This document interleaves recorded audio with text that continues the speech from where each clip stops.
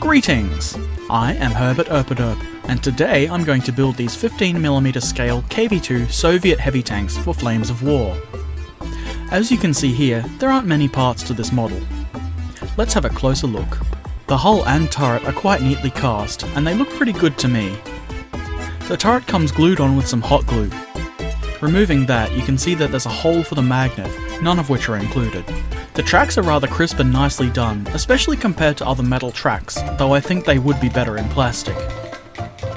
A commander figure is included, but as usual I've elected not to use him. The gun is pretty simple, no issues here. And the simple hatch. I guess the only reason this wasn't cast onto the turret is so that it can be modelled open. Okay, step 1, magnets. Now, there is a recess for the magnets, but you should check that they fit first, and make any adjustments before gluing. I shake it to see if it rattles, then, as usual, they can be glued in place very easily. Then I check to see if the tracks fit. They don't quite fit perfectly. This is normal, especially for metal tracks. Fortunately, these ones are cast pretty nicely and don't need a whole lot of filing to make them fit correctly. Just a little bit on the hull and tracks. Don't rush it, and check the fit often. It doesn't take too long for these to be ready to glue on. Of course, for resin and metal models, superglue should be used. That completes the hull. Very simple. Now onto the turret. This one had a very small lump on the side, but that's not too bad. I easily cleaned that up with a small file. This hatch was probably the most annoying part of the build for me. It took a lot of filing to get it to fit over the hole properly, but I did eventually get it. So much work for such a plain looking part. Finally, to add the gun. Not a lot to say here, just file down the casting lines, which are nice and small on this model, and then glue it in. Of course, be sure to hold it straight while the glue dries. And there we have it, one completed KV-2 ready to smash the fascists.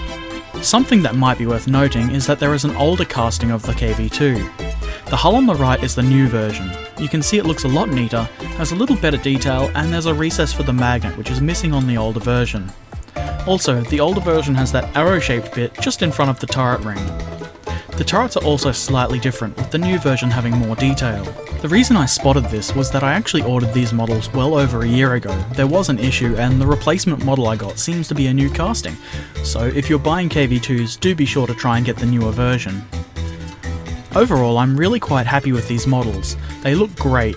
Obviously the newer one is a little bit better, but it isn't overly noticeable. These are huge, lumbering Soviet steel beasts, not overly complicated, and nor is this kit. Very quick and easy to assemble. I'm pretty sure these aren't used in late war Flames of War, so I might have to get more early and mid-war models to go with them. I think they'll look very mighty once I paint them up.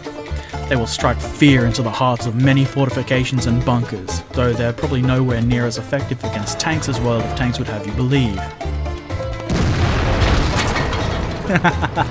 Derp gun for the win. I did read somewhere that Battlefront was going to do some plastic KV-2s, though I might just as well have imagined that. If so, I look forward to them, but for now, these are quite the excellent representation of one of my favourite tanks, and I would definitely recommend them. I hope this has been helpful or interesting for you. Subscribe if you would like to see more. Thanks for watching. Farewell.